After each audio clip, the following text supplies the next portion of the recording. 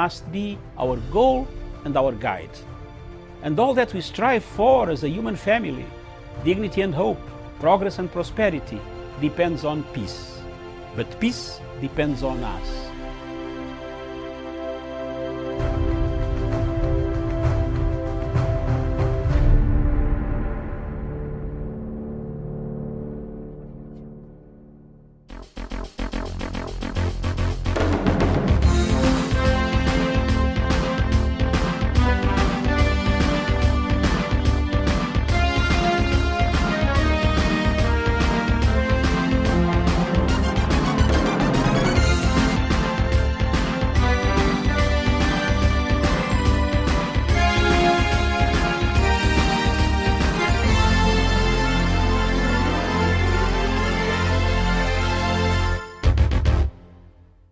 Good morning to you, and thank you so much for finding time to be with us today. This is Good Morning Africa.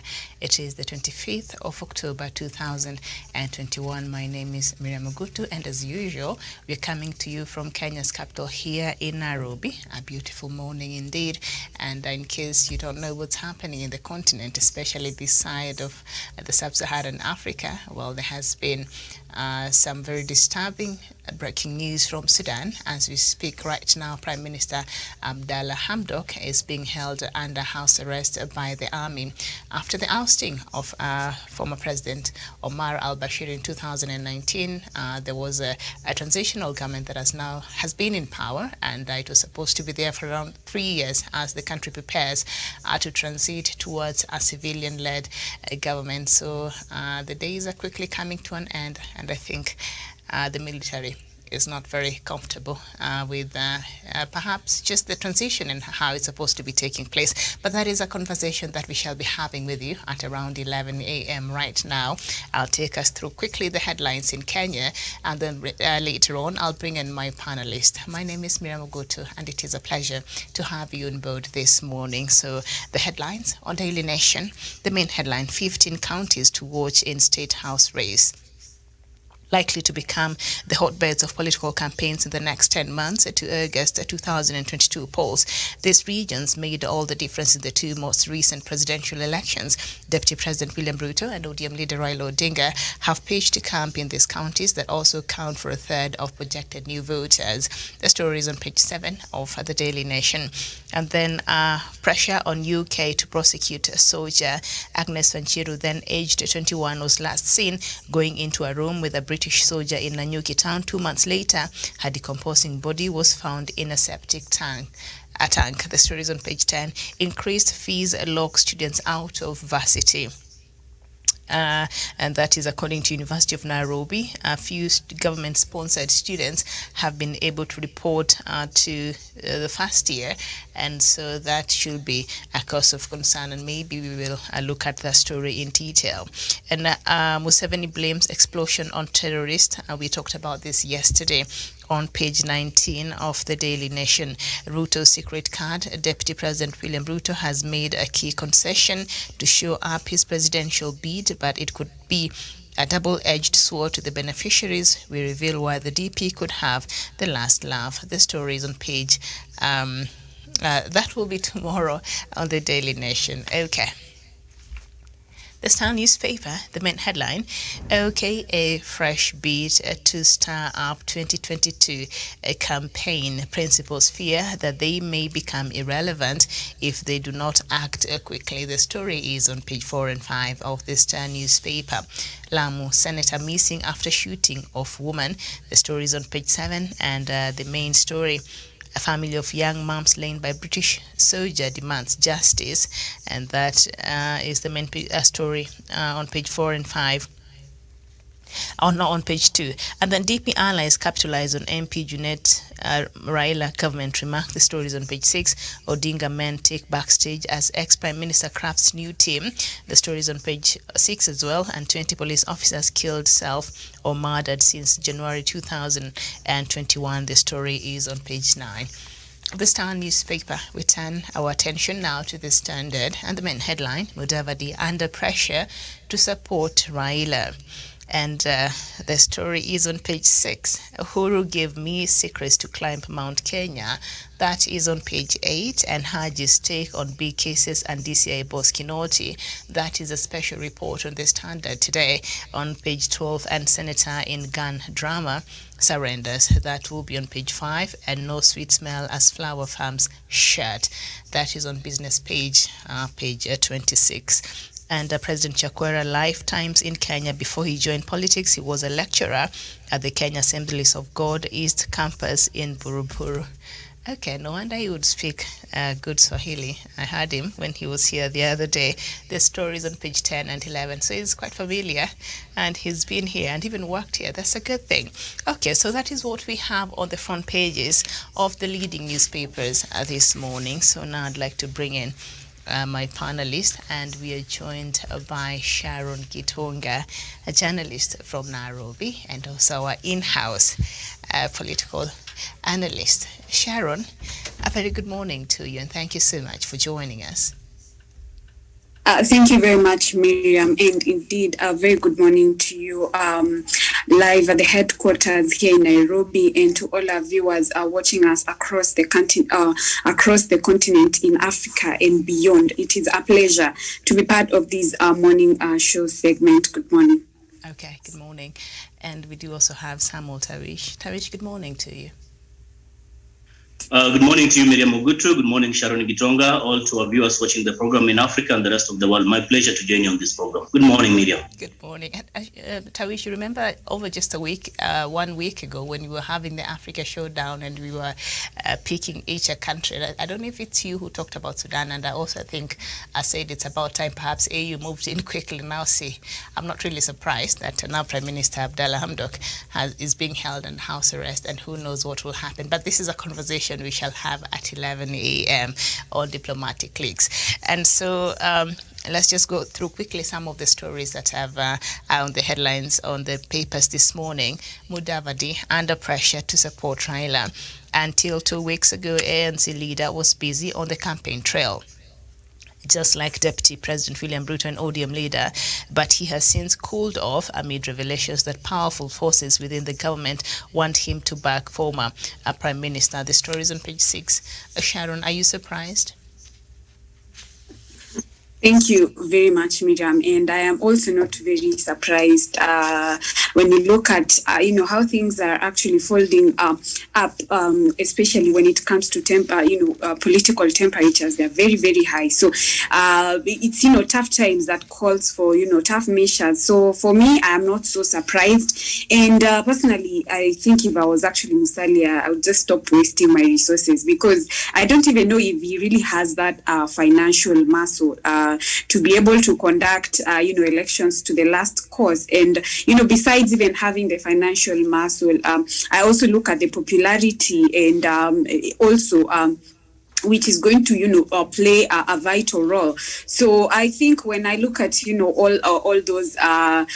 all those factors put in place, I don't really think, I believe he's actually a very good candidate, but I believe all this is going to culminate with him actually joining the former Prime Minister, so that they can actually work together, and not just, Musalia, and I also look at, Kalonzo, I look at Wetangula, I mean the Oka team, all of them. I think at the end of the day, they're all going, it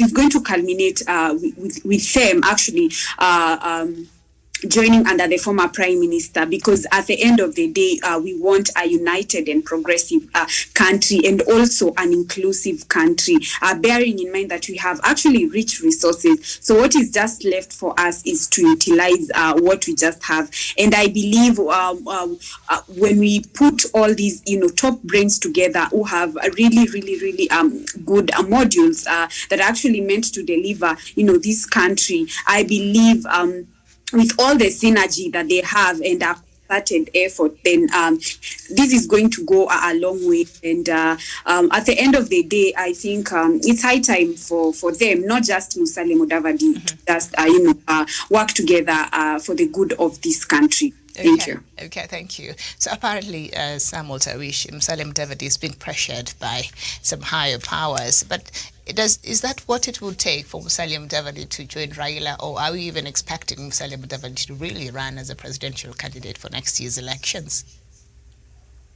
In fact, Miriam, I was almost getting really surprised that we want to coin a narrative that Musalia Mudavadi will eventually work with Raila, not out of necessity, not out of his own self-consciousness, but because he has been coerced or forced by those, of course, in power. I don't think that is the narrative that really we need to have around.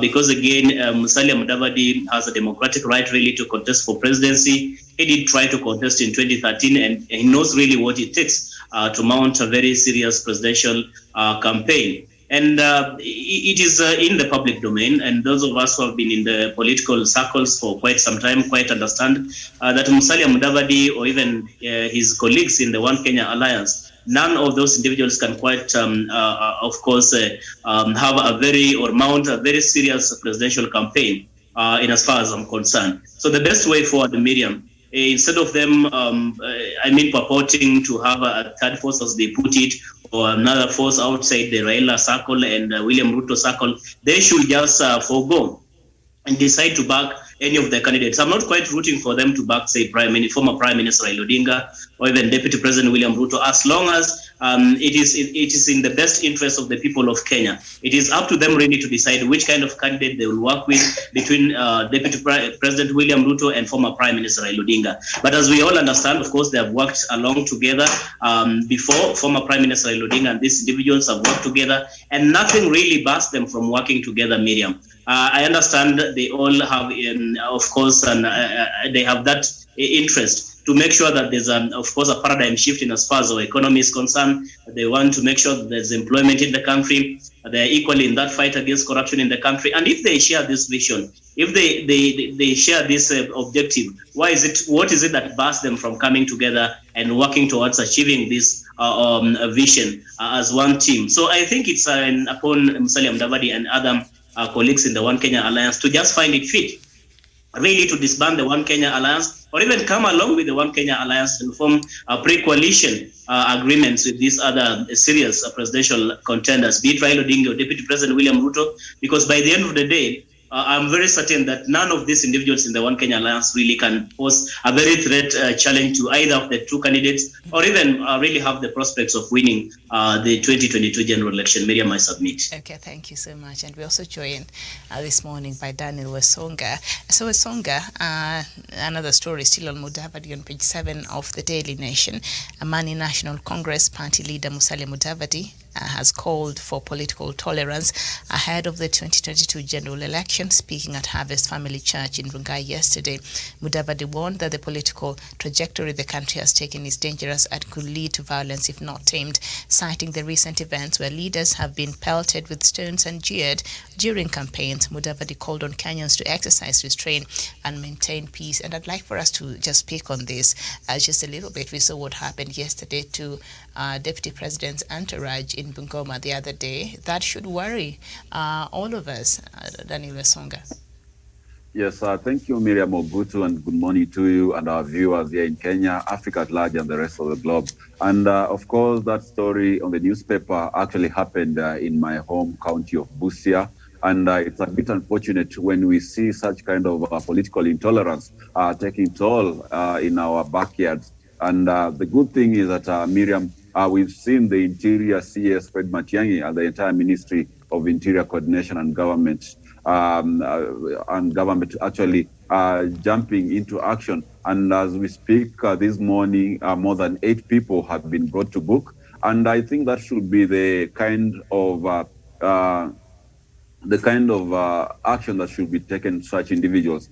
I believe that that will not only stop the people, the hooligans who were on the ground, but also the leaders who took out an initiative of organizing such chaotic outbursts and heckling out the deputy president. I believe that is something that should be dealt in such a particular manner, so that tomorrow we do not have maybe Raila Odinga going to Rift Valley and the same happens to him, or maybe Musalia Mudavadi going to Mount Kenya and a similar scenario happens to him. We have to maybe preach politics of maturity, magnanimity, and also tolerance, in that we have people going out there to sell their agenda. If you do not agree with a certain individuals, don't show up for their rallies, don't go to where they're holding meetings. Rather, let you allow yourself to agree with them with ideology.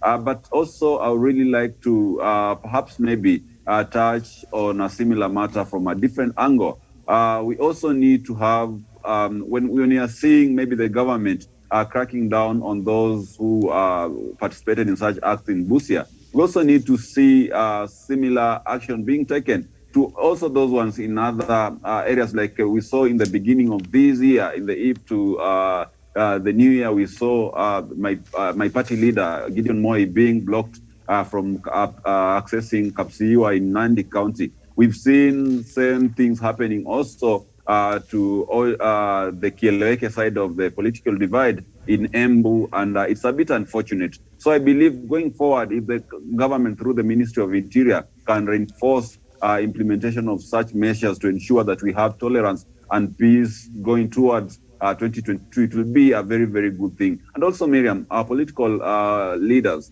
we should also perhaps ask them to desist from making inflammatory remarks. We saw the other day Honorable Oscar Sudi, the MP for Kapseret, making very, very insightful remarks towards the former ambassador, that is Tarus, and that is something not to be celebrated. I believe he should also be brought to book. I submit. Okay, thank you.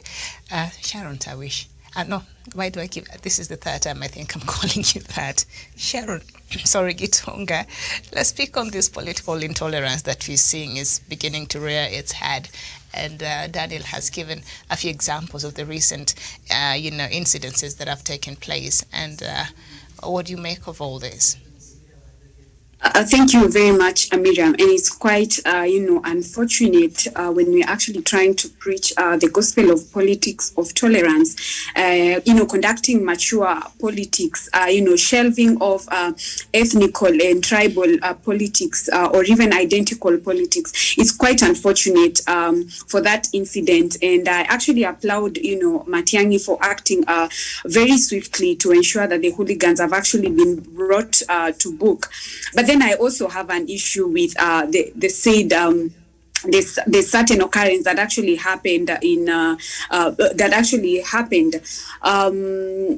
don't know why I have a feeling it's like a deal gone sour, whereby maybe handouts were not mobilized quite well, because if I can give a case in point of a scenario that happened in Emali, where the deputy president was actually had pitched a tent, and a rumor had it that there was actually a commotion because the group that had actually been paid to the finances were the money was not the money was not mobilized as it was planned. So there's also an issue of the deal gone sour, whereby handouts are actually being given to mobilize rallies, and when maybe they don't get in time, then you get such kind of protest. However, I am not I've actually applauded the move that was made by the interior of CS by bringing the culprits up to book. But I think that is also an issue that we can actually put into consideration, because I believe it could be an issue of a deal having gone sour. Okay, all right. You've brought us another aspect of that. Pese na piano, and then things in the ground are not the same, and so the ones who were mobilized to attend those rallies, they're not very happy. But also there are just Kenyans who show up, and maybe they're mobilized in other ways to show up in rallies and people they don't agree with. If you don't agree with somebody and you don't support them, why bother show up in their rallies? Tawish. Miriam, what happened in Busia just the other day as regards to Deputy President William Ruto's Walwan tours in Busia County or Western Kenya really is something that is unfortunate. It is regrettable, and is something that must be reprimanded. I'm very happy that the Interior CS, Dr. Fred Matiang'i, has moved in swiftly and directed the relevant security apparatus in the respective region really to move in and act on the individuals who perpetrated such kind of acts against Deputy President William Ruto's convoy in Busia County. This is something that is very, very unfortunate, and it depicts the level of political intolerance that we continue to entertain in the country, even as we prepare to have elections next year. Miriam, be that as it may, I also suspect highly that you understand that there was, former Prime Minister Raila Odinga just had, of course, his Azimio la Umoja summits in Eldoret, Uasin Gishu, just a couple of days ago. And he had a very nice reception in Uasin Gishu that had brought, of course, the counties largely drawn from the Kalenjin community or Kalenjin nation. And so many people had anticipated probably that there was going to be a rebellion, that there were people who are not going to turn up really to welcome Raila Amolo Odinga in Eldoret, the perceived home turf of Deputy President William Ruto, his arch rival in as far as political contestation is concerned. So this could as well be cards being played by the opponents of Raila Amolo Odinga, just to try to portray his bastions as people who are restless, people who do not practice political intolerance. In that way, really, they want to justify intended intolerance of campaigns, political campaigns in some of the places that Raila Odinga may not necessarily enjoy massive support or majority. So these are things that has so much, or a combination of so many factors, and I want to actually appeal to the security apparatus to try and carry out a thorough investigation and to get to the bottom of this. Because when you look into it from a face value, it may be viewed as though maybe people or supporters of Raila Odinga, because Western and particularly Busia County has all along been supporting former Prime Minister Raila Odinga. So there's a narrative that is being written that maybe the bastions of Raila Odinga are not that tolerant enough. You saw what happened to Jimmy Wanjigi. It could be state managed, who knows what happened to Jimmy Wanjigi in Migori County the other day. I mean, such kind of incidences continue to happen. So I think they want to do this in other places. So they have to allow this to happen so that they justify rebelling or not allowing Raila Amolo Odinga to campaign in some of these places. But also, it is possible that politicians allied to former Prime Minister Raila Odinga did want to send just a message to Deputy President William Ruto that this is not your stronghold, probably you're not welcome in this area. And that is why some of these politicians or of course the handlers of former Prime Minister Odinga could have really maybe even hired these individuals to try and interfere and interrupt Deputy President William Ruto's convoy in Busia County. But whatever it is, Miriam, the most important thing is that I'm sure our security apparatus are able, they have the capacity to carry out thorough investigation. As we speak, I understand there are individuals who have already been arrested. I hope they are going to be brought to book so that such kind of intolerance as we head into 2022, a general election is not going to be entertained. And everybody who is contesting for any elective seat really has a democratic right to move around the country, to every part of this country. There's no place, there's no one's bedroom in this country that any other presidential candidate or any other contender cannot go and seek votes from. Miriam, I submit. Okay.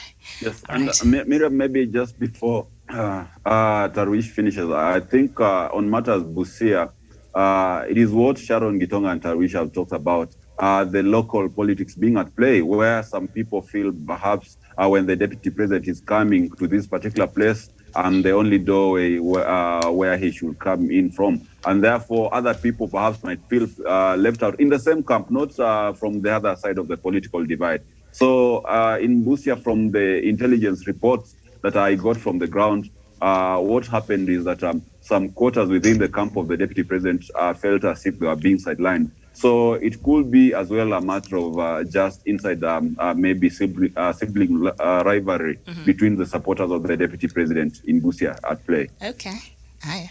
Daniel Lusonga has some intelligence. Miriam, if you allow me if you allow me 30 seconds. Yes.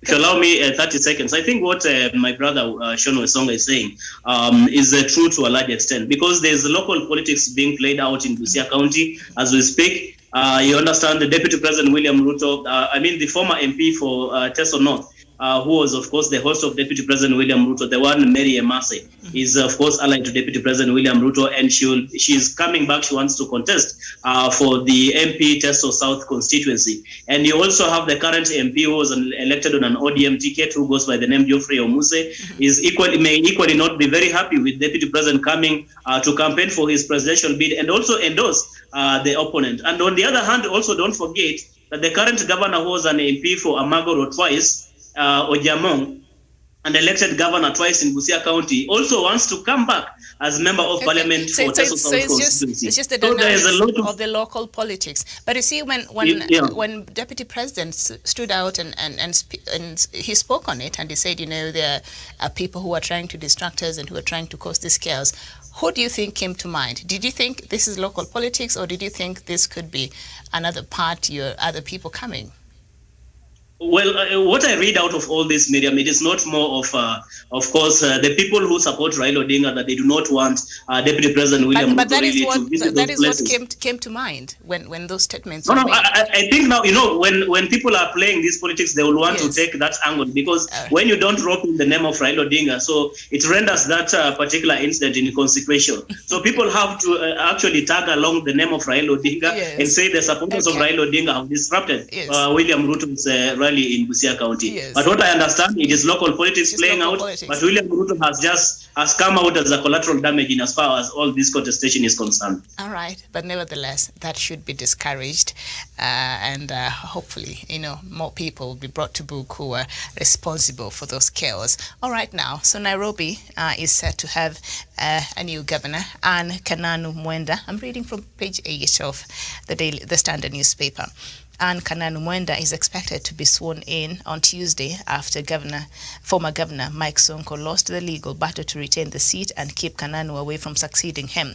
Following his impeachment last year, the county has been running without a governor for 10 months. Sonko was impeached following accusations of gross violation of constitution, abuse of office, and gross misconduct. Ms. Kananu, who was nominated by Sonko earlier last year to be his deputy, was among candidates lined up to take the seat after the resignation of Polycarp Igathe. So he's the one who nominated Anne Kananu. He never imagined in his wildest dream this is what would be the situation today.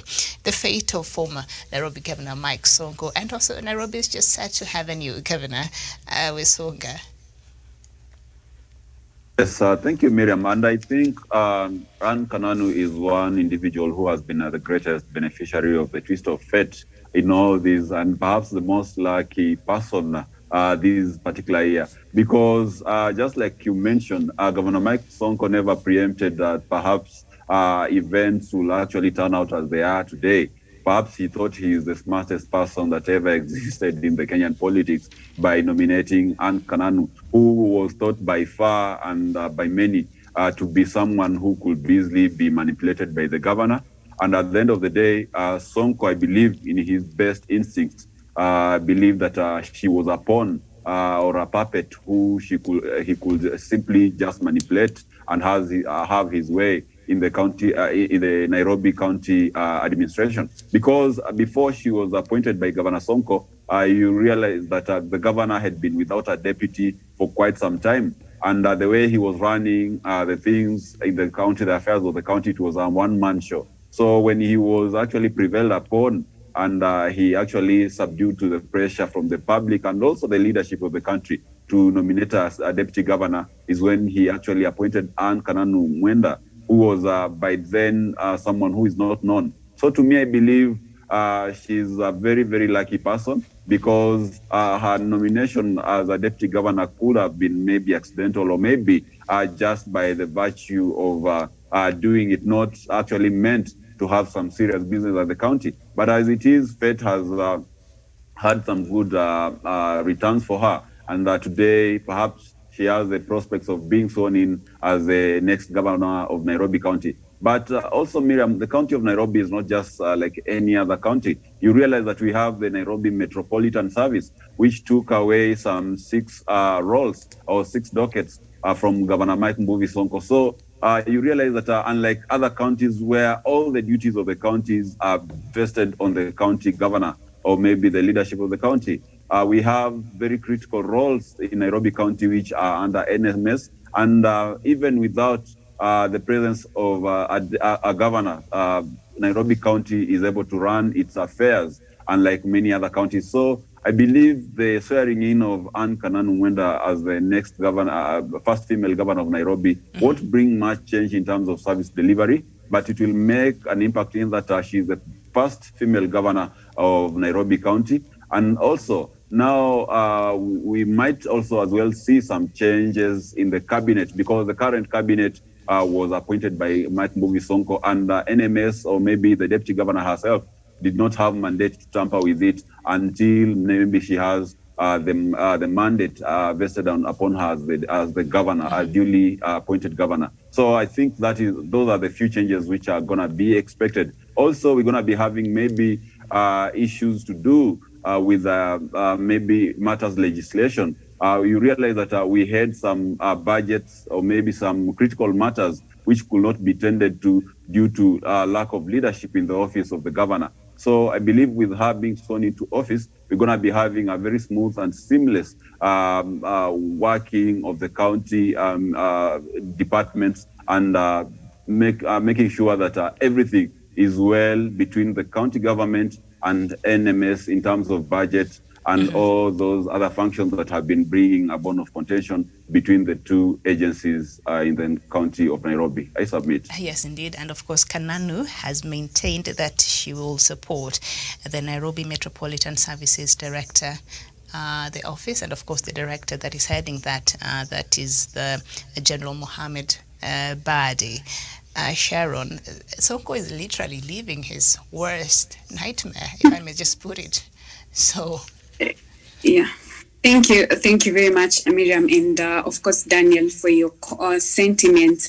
And I believe this is a case of, where tables turned down against, Sonko during a twist of fate, but which is actually quite unfortunate, but also a blessing in disguise. But I believe, again, nothing that just happens coincidentally. Nothing happens coincidentally. In one way or another, probably it was actually meant to be. And I believe for me, this is quite fundamental, actually, given that it's actually the first female governor. So I think this is quite a good move. But however, to whom much is given, much is expected. So it's not going to be a walk in the park. Remember, there has been so many, loopholes, especially at the in Nairobi County. So she really needs to fold her sleeves to ensure that she's actually at par with the Nairobi Metropolitan Service. And I'm glad to hear that she's actually said she's fully going to support what NMS has been doing, because when you look at what NMS has been able to achieve within such a short period of time is quite very, commendable. So she has quite a huge role to play, and it's quite a critical role, but I believe in her. And I believe she's going, to give a seamless transition and ensure that, she takes the county to the next level. For me, it's just to wish her all the best. Okay. Tawish, do you think there are probably lessons former Governor Mike Sonko has learned, personal lessons, leadership lessons, political lessons that perhaps, he will use moving forward, or other leaders could learn from what happened to him? Miriam, I'm not persuaded that there's anything Mike Sonko can learn or has learned out of the debacle that has actually has befallen him in as far as the Nairobi gubernatorial seat is concerned. The same, of course, fate that is gone through is almost what Waititu has gone through in Kiambu County, where you have a person, you've worked together, you campaigned together. Nyoro now is, is almost a sworn enemy of the former governor, that is Waititu, a person who nominated him really to be his running mate. And because these politicians, more often, each of them really has their own ambition. And the ambition is always to get to higher office. And if you become the obstacle in their quest to get into that higher office, then the enmity is likely going to come in. But what I want to say, Miriam, away from all that, is that the decision by the courts really to allow this deputy governor to be sworn in as the substantive governor brings to an end, of course, the long time of uncertainty and what appeared to be a vacuum in as far as the leadership of Nairobi City County is concerned. Because just like Sean Wasonga has said, is that we are going to have this Anne coming in and appoint her own, of course, cabinet secretaries or ministers for that matter, she's going to be able to pass a budget. Because again, when she was deputy governor, I mean, she was tied in a way, her hands were tied in a way, and she could not be in a position to do all this. So I'm sure once she's sworn in tomorrow, she'll be able really to do all these things, because again, she'll now be a substantive governor. But the remaining time between now and 2022 August general election, Miriam, may not have provided enough time for her really to settle down and be able to provide the much needed service from the people of Nairobi. And also understanding that the 2022 comes along with another dynamic. And who knows, perhaps she's going to face another stiff competition. And her focus now will be, is she going to come back as a governor come 2022 general election, or is it about giving service for the remainder about 8 months between now and the next general election? Okay. All right. Quite a challenge, Miriam. All right, thank you so much. Now, there's a story, we've already done it. I'll just read very quickly. We will not comment on it. We've already have over the recent chaos. And the government has intensified investigations into the stoning of Deputy President William Ruto's motorcade in Busia County on Saturday. Already, police have arrested 5 people who are expected to take plea in court today.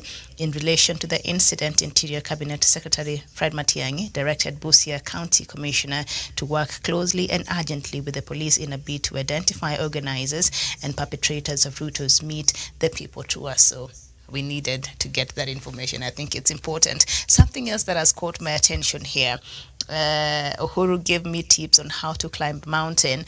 President Uhuru Kenyatta is behind the early campaigns by his deputy in Central Region. This was revealed by Deputy President William Ruto during Ruto at Gashie area yesterday. Ruto told the gathering that his boss advised him to start endearing himself to the people of Central a long time ago by taking goodies to them, and in turn they will accept him. You think President Kenyatta told him to take wheelbarrows there, really, Wesonga? Yes, thank you, Miriam Ogutu. And of course, it's very hypocritical that the deputy president now is claiming that his boss took him to Mount Kenya and taught him how to climb the mountain. I think it is a classical case of you taking your friend, perhaps for a married man to take his friend to his house, but later on the friend sneaks back into his house without his consent. That is what is happening in Mount Kenya. Because if it is the president who took him to Mount Kenya and showed him how to climb the mountain, then how come he goes to the mountain in the pitch darkness and through the window, like President Uhuru Kenyatta himself said, and starts maybe derailing his agenda? There's no single day the deputy president has talked well about President Uhuru Kenyatta, unless when he's talking about the developmental projects that actually he uses for his own advantage to propel his 2022 agenda. Otherwise, I think he has been the main aggressor in this conflict between himself and the boss. And I think it will have far-reaching implications come 2022. You know, right now, for those ones who are saying that the Deputy President William Ruto has the mountain already, they should actually be watching out, because I think a day in politics, they say, is a very, very long time, and things are bound to change. Raila Odinga has been only to the mountain for almost a week, and we can see the independent pollsters putting him at 30%. And you remember yesterday what Mwangi Kiunjuri said in one of the local TV stations, that if Raila will be able to garner 30% of the mountain votes, then William Ruto should be assured that he's going to go very early in the morning. And that is what is happening, Miriam. And I think the deputy president will have concentrated more on service delivery and waited patiently for his boss to endorse him, or maybe to create a very clear path for him to be able to access the mountain. But as it is right now, Miriam, President Uhuru Kenyatta is still the kingpin of Mount Kenya region, and the deputy president himself has actually worked to sever the relations he had with his boss, and he has scattered and scuttled every prospect that he had in 2017, 2013 of him maybe having the president backing his 2022 bid. So to me, I think it is very hypocritical when he claims that he's still in good books with the boss, when instead we always see him on the television, in wherever social function he is, hurling insults and actually derailing the legacy of the president. I submit. All right. Thank you so much. Now, the beginning of that story that the deputy president now says that President Uhuru Kenyatta was behind his early campaigns in Mount Kenya region. And from what we've been seeing, because this is something that we've been following and talking about here for a long time, when he would go launch some of these developmental projects in central region, and a lot of them started being political rallies and things like that. And that did not sit very well with his boss, who now he says supported that. That did not sit very well with President Uhuru Kenyatta, because he felt these heightened political activities that had started way too early could threaten the derailment of the Jubilee government's agenda, especially the Big Four agenda. Is Deputy President being truthful on this? And if this goodies that he was told to take to central Kenya so that he could appease or endear himself to the people, Wilbaro, I don't know if that was one of them. Sharon, perhaps you could tell us. Thank you. And it's quite unfortunate, because I think Mount Kenya runs under roughly an estimate of around 27 billion. So I don't think all that money can actually be pushed in a wheelbarrow, and it's quite unfortunate. Yeah. So for me, these statements by the deputy president, I actually find these a paradox and quite hypocritical, because it's been less than this man is a man that he's been double speaking. He's been a man that is wearing different shirts. When he's in Mount Kenya, when he's in the Mount Kenya region or any he tends to speak positively about the president, but when he steps away out of the Mount Kenya backyard, he disparages the president and other leaders, and actually getting to a point of fighting a government that he actually serves and a government that he continues to enjoy. So for me, this is it's quite ironical, and if I can call it a paradox, but then and I think it's a matter of like I said, we are in a season where we are in desperate times, and therefore it calls for desperate measures. But one thing that I think the deputy president should actually affirm is that power is not going to be given, power has to be taken, and we are not going to have any compromised candidate. So he has to change, his dynamics, and I think him trying to drag the president is not actually one of the best strategies, because remember, the president is not going to be in the 2022 bid. He just has his own preferable candidate, and from the look of things, you already know where he's going to where he's, who is actually a preferable candidate. So for me, I think this should be a wake-up call to, the deputy president. He actually should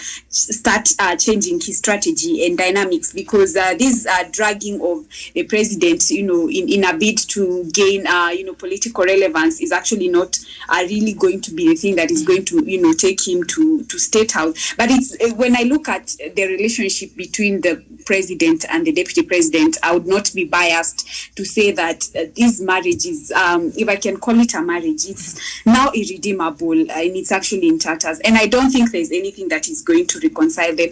The church has actually tried, and I think the efforts did not succeed. So it's, for me, it should be a wake-up call for the deputy president to change his strategies and dynamics. Thank you. All right. So you're saying for now they're just legally separated before they can file for a divorce.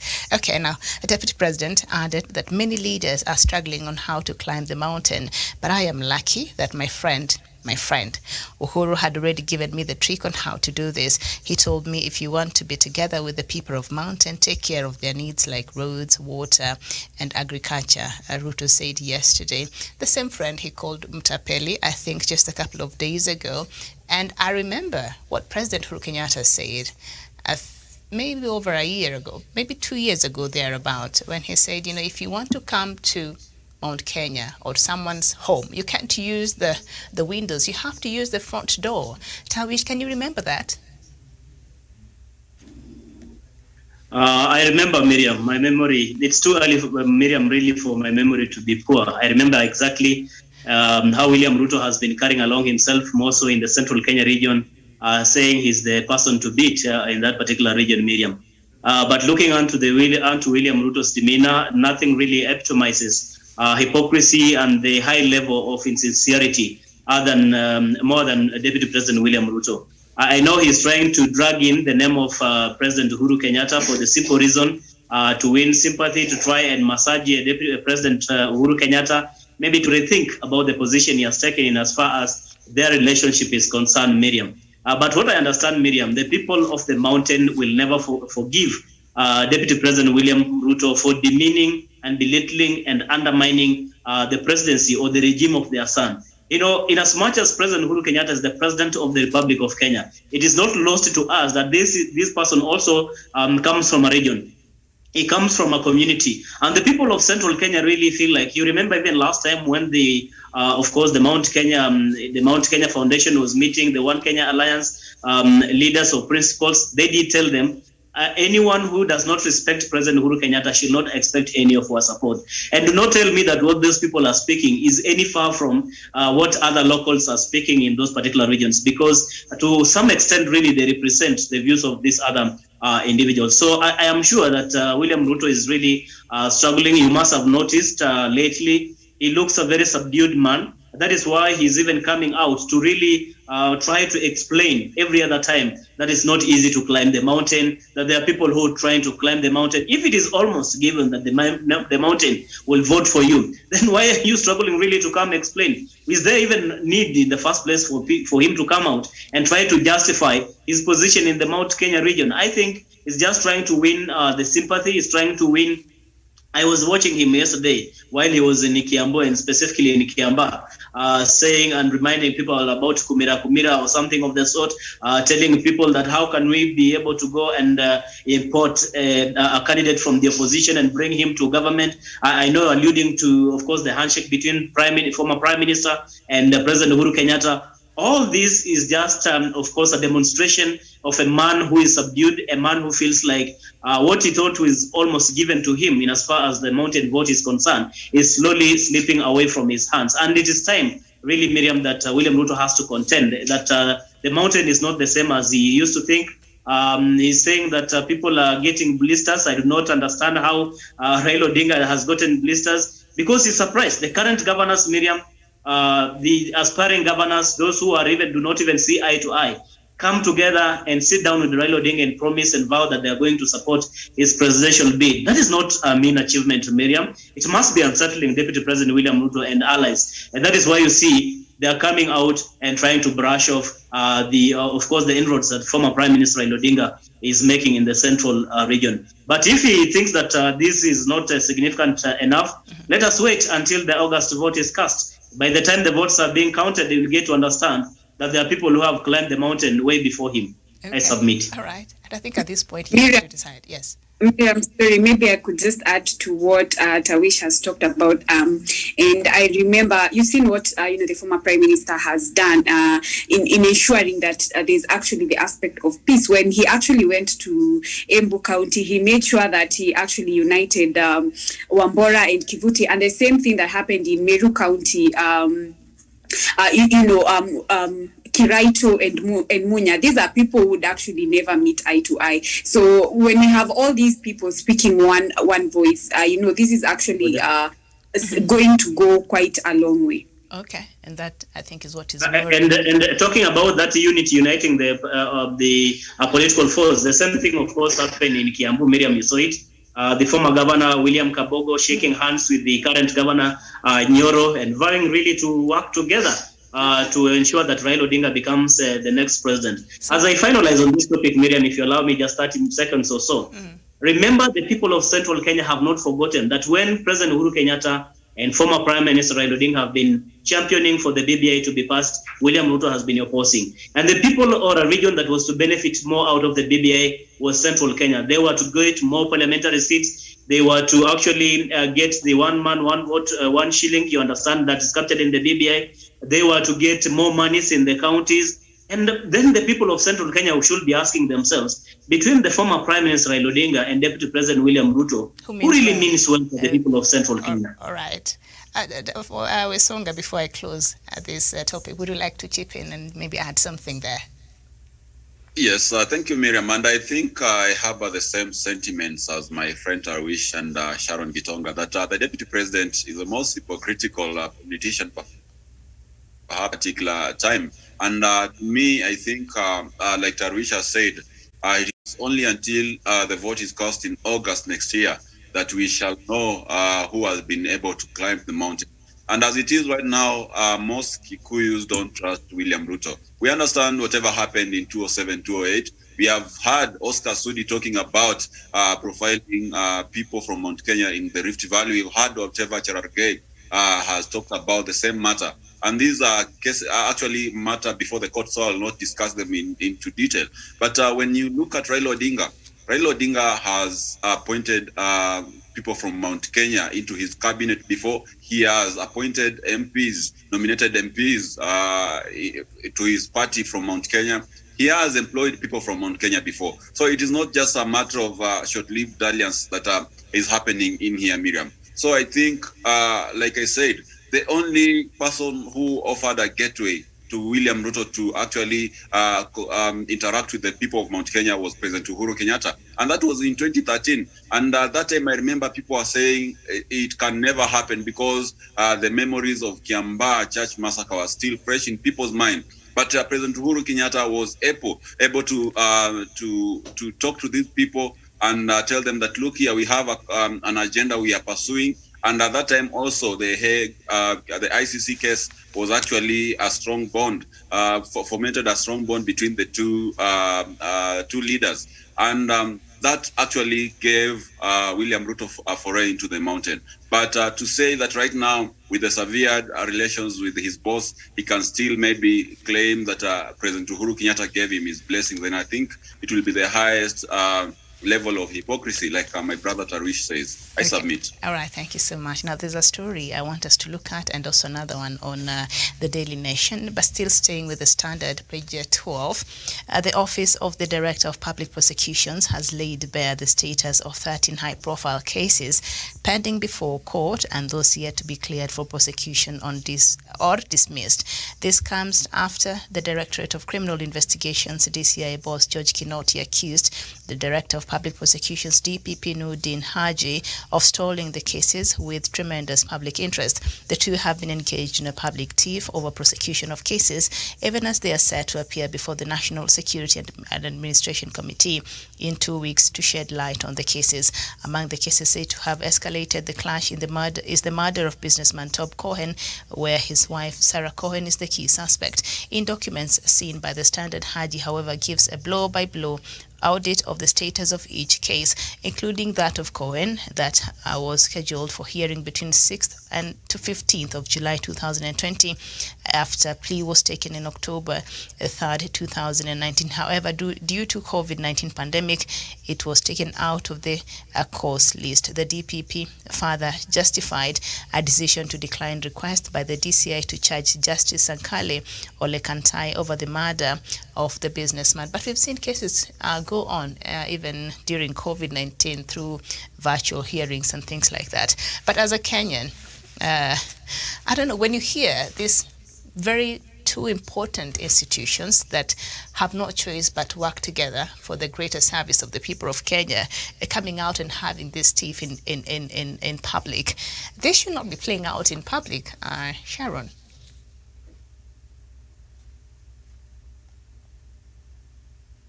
Okay, I'll go to Samuel Tawish. Thank you, Miriam. Well, Miriam, I think more often we have emphasized the need for both the Office of the DPP and the Office of the DCI really to work simultaneously, so that to achieve the ultimate goal of course, justice and service delivery for the people of Kenya. But Miriam, of course, of late, just like it is in the public domain, it appears the Office of the DCI and that of the DPP aren't quite reading from the same script. And this is very unfortunate. This is something that is going to actually be a very major setback, or really pose a very major setback in as far as, of course, the working relationship and the service delivery to the Mwananchi is concerned. Miriam, I suspect highly that maybe the DPP, and previously looking into the cases that he has taken to court, maybe he feels he does not want to be embarrassed because before he does the same, he needs to be acquainted with all the relevant evidence. And the people who carry out this investigation falls under the office of the DCI. These people cannot, the office of the DPP does not have investigating capacities. They rely on the office of the DCI, rather the police, really to carry out investigation and fashion them with the files so that they can be able to, confer charges and maybe take matters to court. So when the office of the DCI hasn't done quite much, it becomes difficult. That is why you see more often, once the office of the DCI actually forwards the file to the office of the DPP, he has to peruse and look into the evidence, look into how the case is watertight enough, and see whether he can proceed with it to court or not.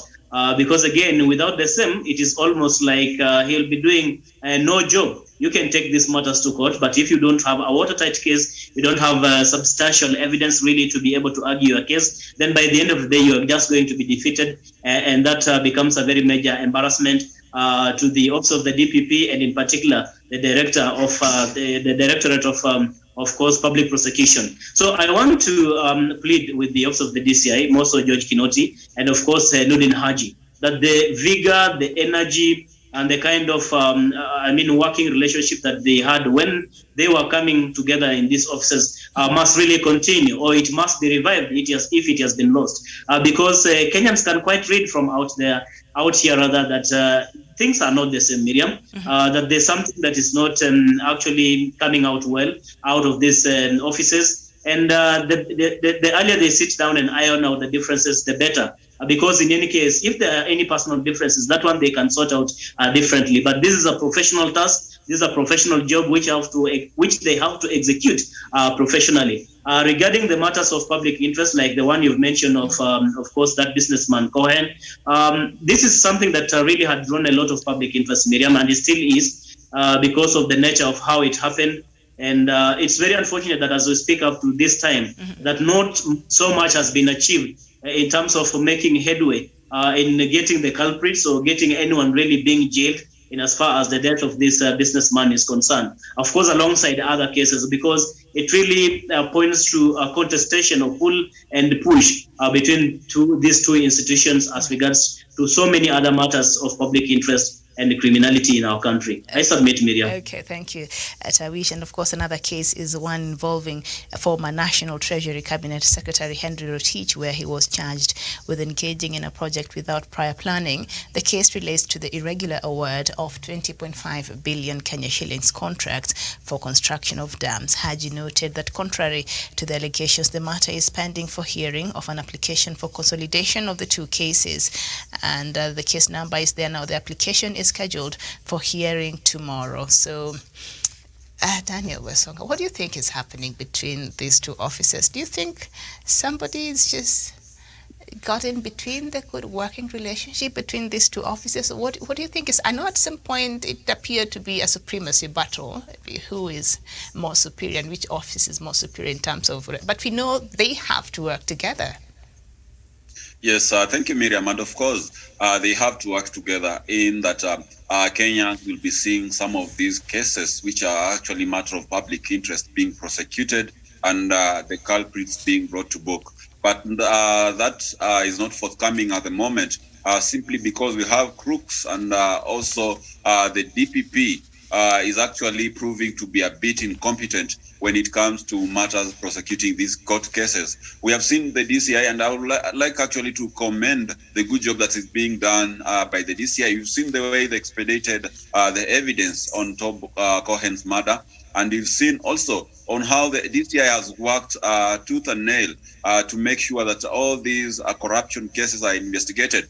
But the burden now lies on the office of the DPP, which has been a bit sluggish and evasive when it comes to bringing these culprits to court and actually being able to prosecute their cases. So I think, Miriam, from where I sit, the DPP has a lot of work to do. The DCI has been doing his work as required by the law, but the office of the DPP, they looks like we have a lot of crooks in the office of the DPP, and there's some kind of laxity apart from the supremacy battle that used to be between the two offices. But the DPP, even when you listen to the lawyers of the late Tom Cohen and the family, you see some kind of foul play being perpetuated by the Office of the Directorate of the of Prosecution. So to me, I think this is an office that needs an overhaul from the very lowest cadre to the top, and also to make sure that all the corrupt individuals who have been acting as the barriers to justice are actually weeded out of that particular office. Okay. So to me, I'll lay blame on the DCI, rather the office of the DPP. That is where the whole matter is. Okay, and you reminded me of that press conference that Top Coins family had with their legal team there, and they were citing the frustrations and why they want the DPP to be removed, and they also cited other cases that they feel the DPP was not handling very well. And as I was watching that, I was just wondering, who are they speaking on behalf? Who sent these people? Because you should just be concerned. Yeah, I figured. I from what came out and how they sounded, I don't know if that is the truth, but to me it appeared as if, they're holding brief for somebody. But hey, allegedly. All right, so you're back. Go ahead. Yeah. Sorry, yeah. So I think this is a case. There's a Swahili saying that says "Mgema akisifiwa tembo hulitia maji," and I think we really praised these people, and at some point they had really given us so much hope. We were just trying to motivate them. It's not just praising them for the sake of it. Hands but it's quite unfortunate because they're actually compromising service delivery, and especially where justice is concerned. Justice delayed is justice denied, and you realize that for any case to actually succeed, this is not a matter of whoever that is superior or whatsoever the case. It require a concerted effort for us to get into fruition of a matter. So I believe there's actually trouble in the offices, whether it's a sabotage or an issue of supremacy, an issue of a supremacy battle. At the end of the day, they need to shelve off their personal differences and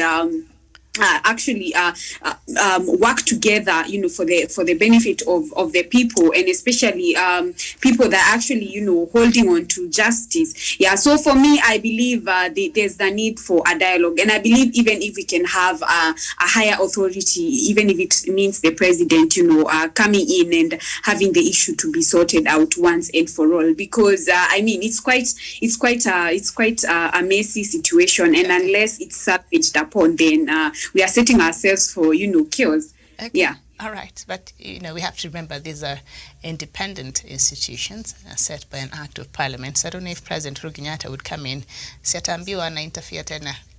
Yeah. Okay. Now there's a story here I want us to look at very quickly because our time is actually way gone. University of Nairobi Director of Corporate Affairs, John Oridi, said 1,971 government-sponsored students have not reported 4 weeks since the admissions began. The institution hopes they would have made it by Friday, the deadline for first-year students to report for the September-December semester. Of the 6,407 students who received letters from the Kenya Universities and Colleges Central Placement Services, KUCCPS, to join the university, some 4,436 have made it. Thousands of self-sponsored undergraduate, masters and doctorate students are also yet to join the university following the increase in fees. So it is the recent increment of fees, especially at the University of Nairobi, and now close to 2,000 students have not joined. Is it something that I should worry the government? Because the last I checked, public education should be affordable to every child, every student from any part of this country. So if public education system becomes expensive, and we all know that education is like the ultimate equalizer, it gives us all equal chances in life. Is it something that perhaps the government should intervene and relook? I think this is where I want President Uhuru Kenyatta to come in, maybe. I don't know. Samuel Tawish. Indeed, Miriam, this is very worrying. You're talking about almost 2,000 students who are to report. And that is just in University of Nairobi, among others across. University of Nairobi. This is something that is really worrying, and it must then call out on the education stakeholders to try and understand why this has happened. Of course, they have the machinery, they have the capacity really to be able to trace and understand why these students have not been able really to report to their respective, of course, institutions of learning. Perhaps the reason, as you have pointed out, could be, of course, the hiking of fees, Miriam, something maybe that so many parents are grappling with in terms of the hard economic times, and maybe they have found alternatives that are way convenient and cheaper to them, and they feel like maybe they will get almost the same quality of education or skill that they would have otherwise gotten if they were to come to a University of Nairobi or any of the universities public for that matter. So I think this is something that the stakeholders, the Ministry of Education, must now move in swiftly to try and trace from their respective, from the counties to the constituencies and to the divisional levels to get to understand exactly why these students have not reported, and if they are at home, is it because of lack of money, or is it because they have found alternatives? If they have found alternatives, Miriam, I do not think that that is a very bad thing. You understand, the government of President Uhuru Kenyatta has tried as much to equip, for example, the TVET institutions. You go to some of these TVET institutions, most of them they really are providing very good and quality kind of skills and education at the local level there. So there are people who pass very well. They qualify to go to university direct, even to get government sponsorship, but they could have resorted maybe to get into these TVET institutions or even private universities or colleges for the simple reason maybe of finances. But again, I do not want just to cast aspersions. I do not want to run into a foregone conclusion that that could be the reason. I mean, the ministry have the capacity to go out and trace and get to understand why this is so. And if it has never happened before, what could be the reason this time around that we are having such a big number of students not reporting to their prospective universities? Miriam, I submit. Okay, so now many first-year students at the university interviewed say they are not sure they will complete the academic programs. So obviously, it's fee is a factor here. And the University of Nairobi Directorate of Corporate Affairs, of course, give the figures there. And the high number of students yet to report is believed to be a result of the fee increase the University of Nairobi announced recently as it attempts to address its financial crisis. And not just the ones joining for the first year, also we do have those who are self-sponsored undergraduates, masters, doctorate students. They're also yet to join, of course, due to the increase in the fees. So this obviously is the bottom line here. Is there a way we could go around this, Daniel Basonga? Yes, thank you, Miriam. And of course, it's a bit demoralizing when we have students struggling all the way from nursery through primary school to high school just to get to college and again now fail to graduate.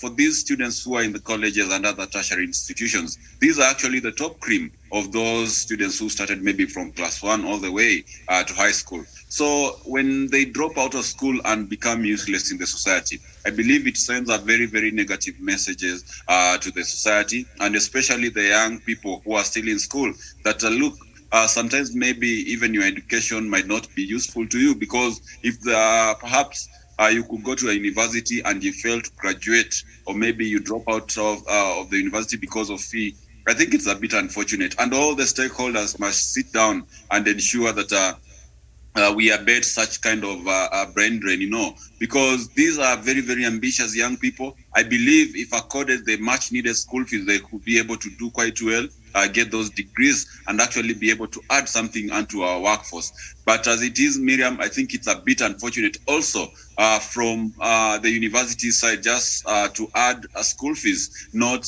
considering many factors, and especially during this particular time when we are in the midst of the pandemic. So I think the government, through the relevant agencies and departments, should actually get involved in this matter and be able to talk to the University of Nairobi, amongst other universities who have actually increased their fee in that people are not able to meet these requirements. So that will be the only mitigation matter, because you understand we have credit bodies like HELP, which help these young people to get their school fees and learn through the university. But with an increase in fee, then that goes beyond what they can afford. I remember being in college and people actually solely depended on this money, in that if it was even to be reduced even by a shilling, then they're going to miss something else, be it food, be it rent, or maybe school fees. So to me, I think increasing of the university fee when HELB is giving a fixed amount of money, it's a bit unfair for the young people, and the government should check on that. I submit. Thank you. Sharon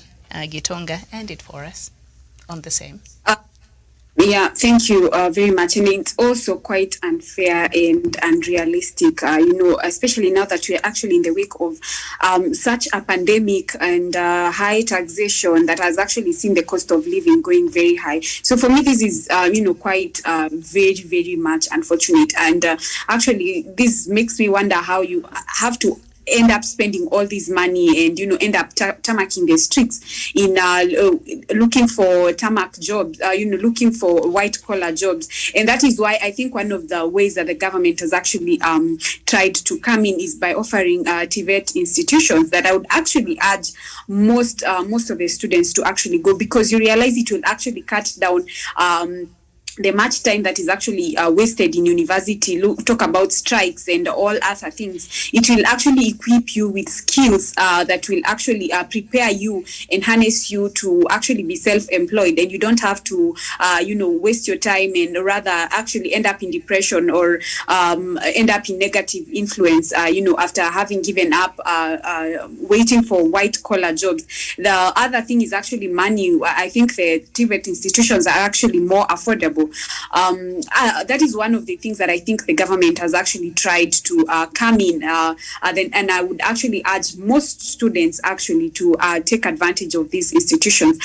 Finally, is I think the government now needs to maybe crack a policy of a standardization of fees for universal education, because you realize it's not just in university but also in all other institutions, even in high schools and primaries. It's a menace. So I think that is one thing the government can actually maybe crack a policy of standardization and ensure that we have a universal education. Then parents who feel like they are able and maybe they are able, they can take children to high-end institutions. And then finally, I believe the biggest elephant in the room is corruption. I believe one day we would be able, the moment we seal the loopholes that bind us in corruption. We've had the president talk about 2 billion being lost in a day. I believe if we are able to seal these loopholes, we will not just make the education affordable, but we can actually make it free.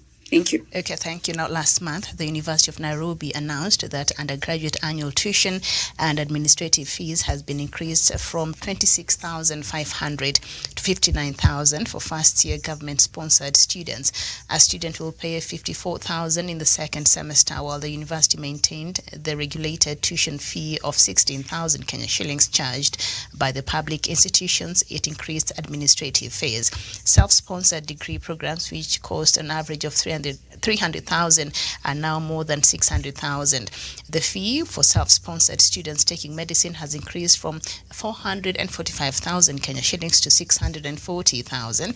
Those pursuing ear, nose and throat surgery will pay 480,000 from 324,000. The revised administrative and academic fees has, however, not been implemented for continuing students. The fee for master's courses in arts programs, which used to be about 275,000 Kenya shillings, has been increased by 147% to 680. How do you come from 275,000 Kenya shillings and jump straight to 680,000 Kenya shillings? Now, we know that the University of Nairobi, alongside Kenyatta and more universities, are among the institutions in serious financial problems. And a lot of it, I think, you are right, Sharon, has to do with corruption and mismanagement in these public institutions.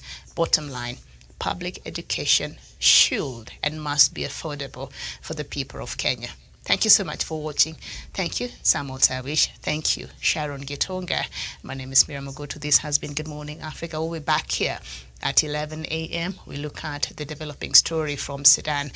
We know the last time I checked before I came in here, Prime Minister Abdallah Hamdok was under house arrest.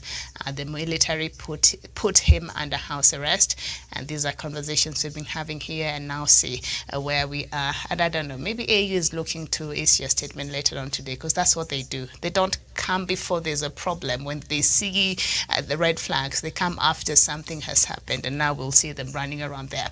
But this is a conversation we shall be having with you, 11 a.m., top of the hour, and Dr. Matsanga, I think, shall be leading us in that conversation. Thank you so much for watching. My name is Miriam Ogutu. Good morning.